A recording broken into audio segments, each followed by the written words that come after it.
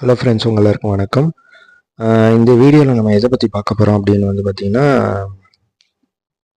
COA news syllabus என்ன அப்படிங்கிறத பற்றி தான். ஸோ நிறையா பார்த்திங்கன்னா இதை பற்றியான பேச்சுக்கள் நடந்தது.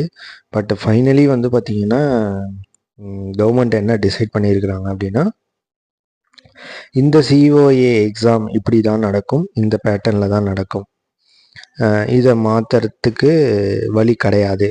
ஸோ இந்த ஃபார்மேட்டில் அவங்க கொடுத்த சிலபஸில் அவங்க கொடுத்த மாதிரி தான் நியூ சிலபஸில் என்ன டிராஃப்ட் காப்பி சிஓஏல மென்ஷன் பண்ணியிருக்காங்களோ அதில் ஒரு சேஞ்சஸுமே பண்ணலை.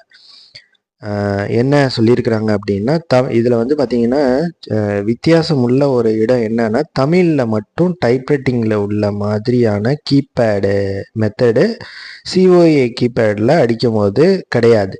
அந்த மாடலை மட்டும் மாற்றிட்டாங்க. ஸோ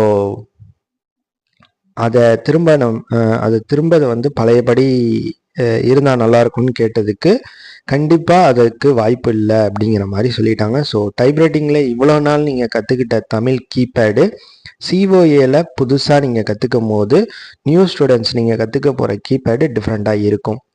கண்டிப்பாக நீங்கள் பார்த்தீங்கன்னா அந்த நியூ டைப் ஆஃப் தமிழ் கீபேடை தான் நீங்கள் கற்றுக்கணும். இங்கிலீஷ் பற்றி ஒன்றும் பிரச்சனை இல்லை. ஆல்ரெடி என்ன நீங்கள் டைப்ரைட்டிங்கில் கற்றுக்கிட்டீங்களோ அதுதான் இங்கிலீஷில்.